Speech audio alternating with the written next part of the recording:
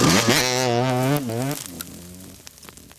up everybody, it's Beau here. Just wanted to give you a little update on the LJ20 build process and how it's going. As of last time you saw, we got the new carburetor. It was running good.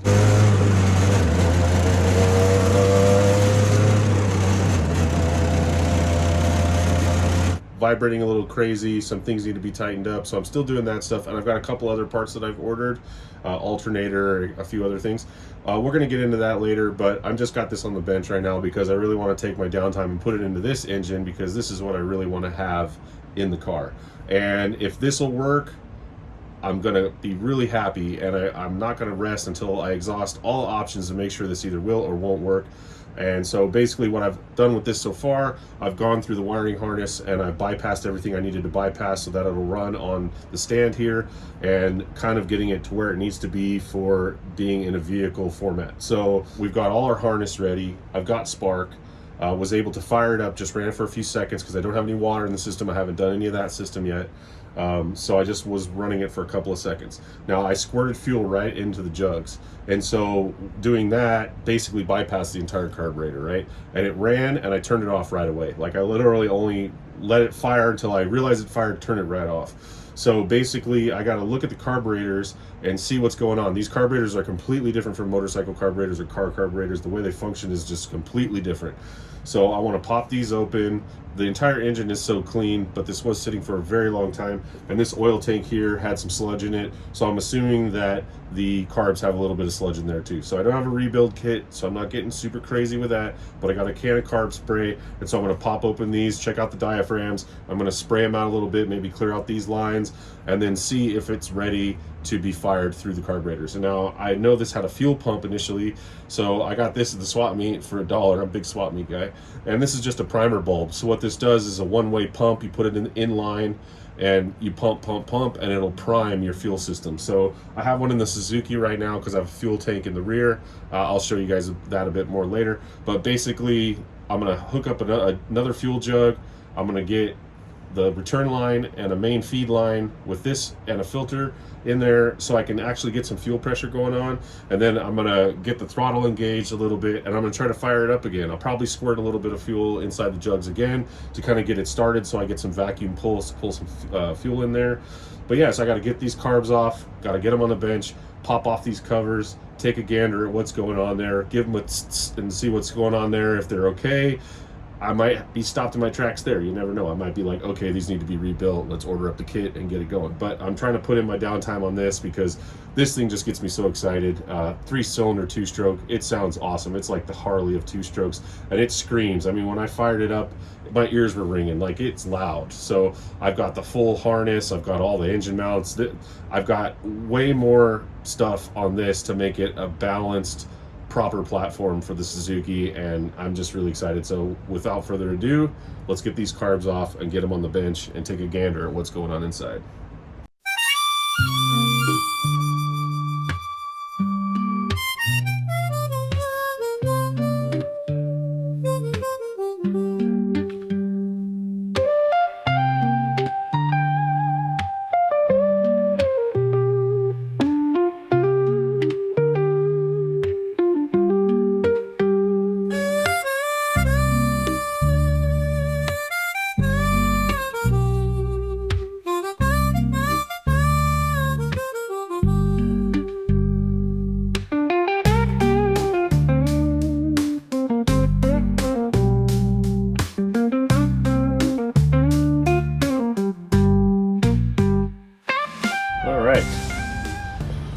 So digging into the other side seemed pretty normal. There was a little bit of discoloring on some of the gaskets, but they seemed fine. O-rings seemed okay.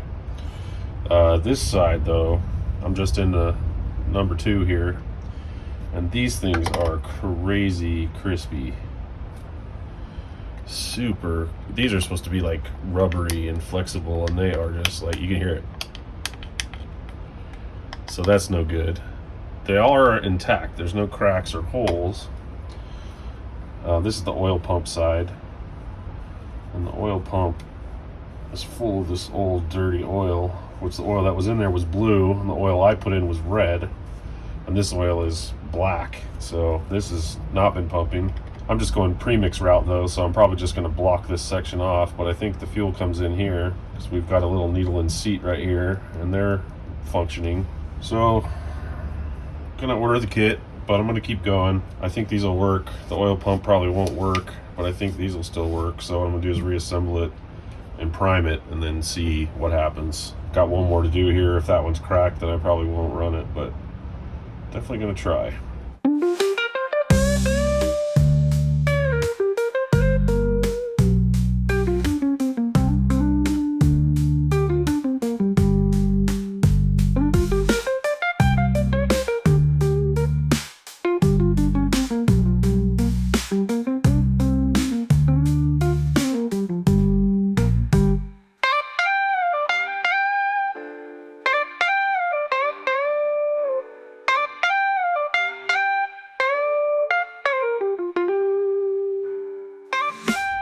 All right, so just finished this up. Just a quick inspection, partial teardown, and definitely going to get a rebuild kit. The diaphragms on this side were really brittle and crusty sounding.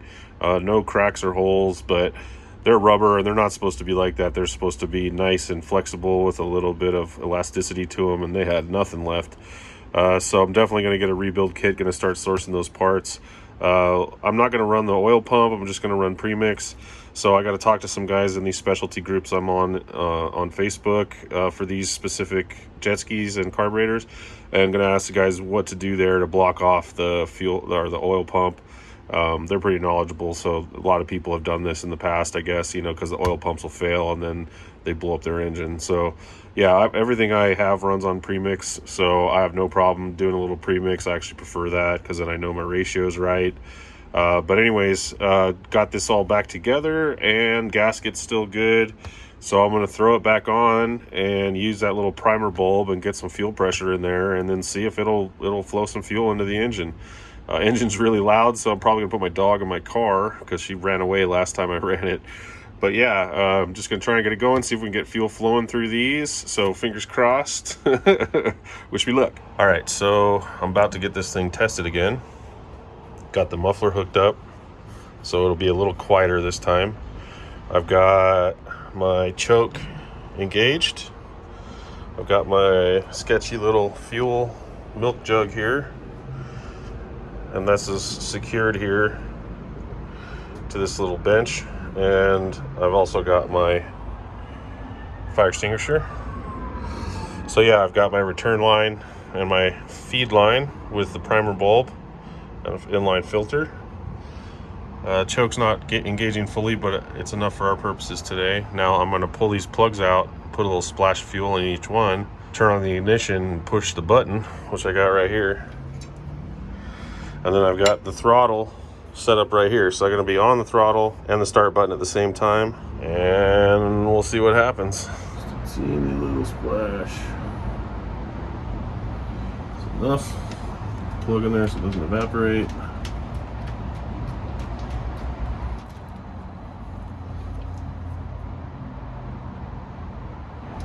Also got my dog in my car. She doesn't like it when I start engines up. She likes to run away, so keep her in the car so that she doesn't get all scared. She'll still get scared, but she won't run up the street like she did last time. Okay.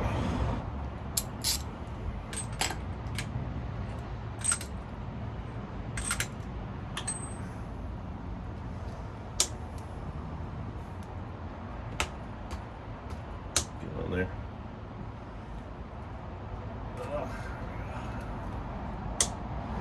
Okay. Pump up the fuel system.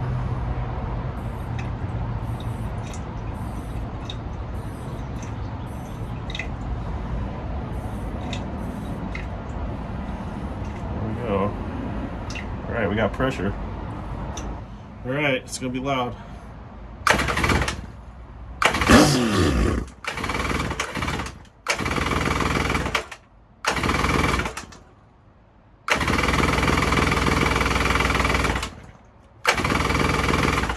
Yeah, we're not getting fuel. Well, a little better than last time.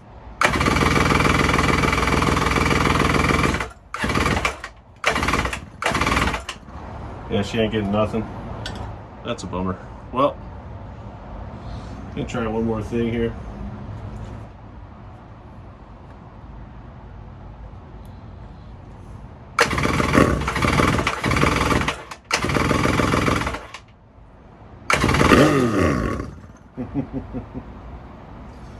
Oh, I want to run it so bad.